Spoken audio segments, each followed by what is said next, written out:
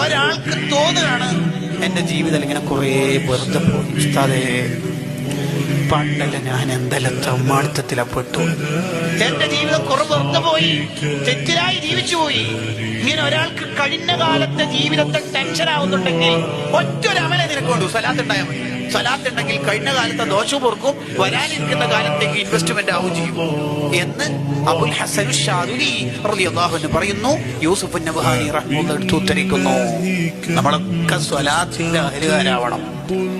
നമ്മൾ ചൊല്ലുന്ന സ്വലാത്ത് ആരും അറിയണ്ട, സ്വലാത്ത് എങ്ങനെ ചൊല്ലിയാലും കൂലി ഉണ്ട് എന്ന് പറയുമ്പോൾ തന്നെ റിയാഓ കിബറോ വന്നാൽ ഹറാമിന്റെ കുറ്റവും ഉണ്ട് എന്നുള്ളത് ഓർമ്മയിൽ വേണം.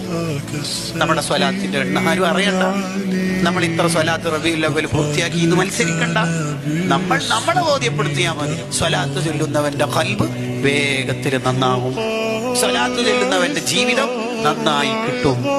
സ്വലാത്തിനുള്ള പ്രത്യേകത ബാക്കി ഒറ്റ ഇബാദത്തിൽ നമുക്ക് കാണാൻ പറ്റൂല. സ്വലാത്ത് ചൊല്ലുന്നു, ഒറ്റ സ്വലാത്തിലോടുകൂടി 10 ദോഷം പൊറുക്കും. സ്വലാത്താണെങ്കിൽ എന്തായാലും സ്വീകരിക്കുമെന്ന് ഉറപ്പില്ല. ഒരു സ്വലാത്ത് ചെല്ലുമ്പോൾ 10 ദോഷം പൊറുക്കുമെങ്കിൽ ഒരു ഡെയിലി ഒരു 10-50 സ്വലാത്തല്ലേ അയാളുടെ ജീവിതത്തിൽ എന്ത് ദോഷം ഉണ്ടാവുക? സുബ്ഹാനല്ലാഹ്, നമ്മൾ സ്വലാത്തിന്റെ അഹലുകാരാവണം.